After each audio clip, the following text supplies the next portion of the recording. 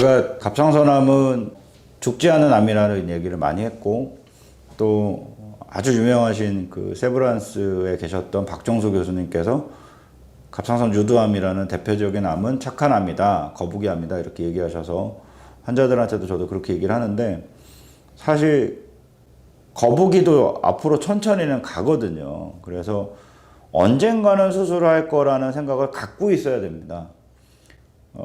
박정수 교수님께서 그런 얘기를 하셨다 그래요. 지금은 거북이암이라고 명명하신 거를 되게 후회하신다, 이런 얘기를 들었거든요.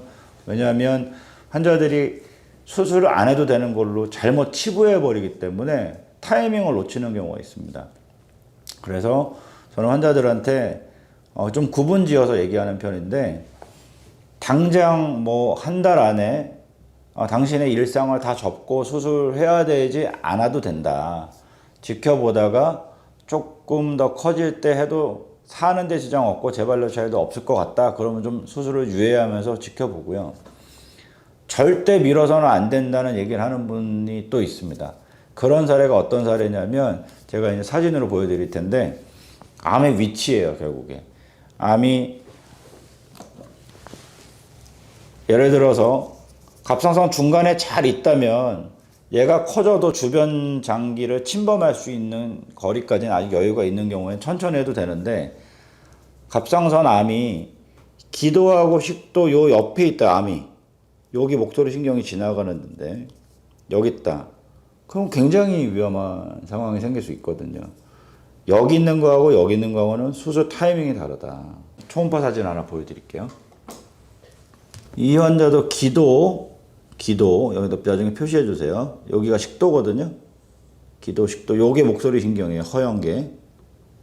그런데 암하고 지금 1mm 정도밖에 안 떨어져 있어요. 근데 이 암이 이 신경을 침범하면 목소리가 확 잠기고, 사망률 때문이 아니라 목소리 신경을 잃을 수 있기 때문인데, 실제로 암이 침범을 하면 목소리 신경을 절단하지 않고는 암을 완전히 제거할 수가 없어요.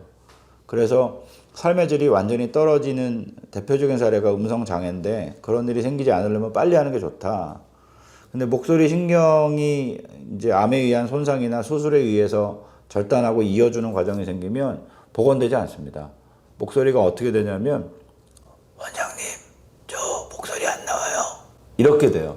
그리고 물 마실 때 계속 살에 걸리고 그럴 수 있습니다. 그래서 이런 경우는 빨리 하라고 그랬고, 또 하나는 이 환자는 여기 보면 갑상선 이 경계선을 암이 끊어버렸어요.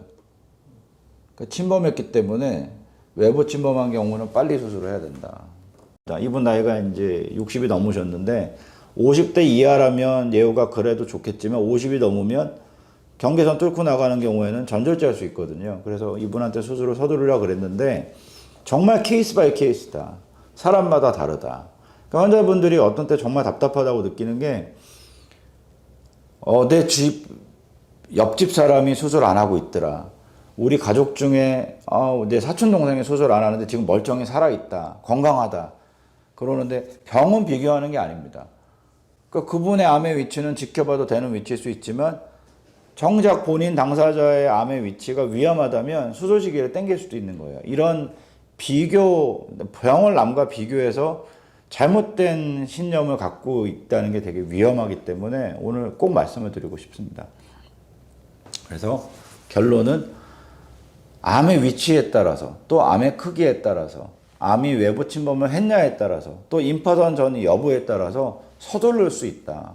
근데 갑상선암이 거북이암이잖아요. 요즘 전이 되는 경우 안 좋은 위치에 있는 경우가 너무 많아졌어요. 그래서 뭐 6개월 정도 지켜봤다가 해도 되죠? 라고 물어보시면 안 됩니다, 라고 제가 선을 긋는데, 그 위치가 안 좋아서 그렇고 재반 조건이 안 좋아서 그렇습니다. 꼭 구분 지어서 생각을 하셔야 됩니다.